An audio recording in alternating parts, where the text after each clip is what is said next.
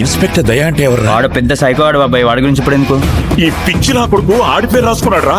ఒక్కసారి ఆ పేరు రౌండ్ చేసుకున్నాడు అంటే వాళ్ళంతు చూడ్డానికి ఎంత దూరమైనా వెళ్తాడు, ఎలాగైనా వెళ్తాడు.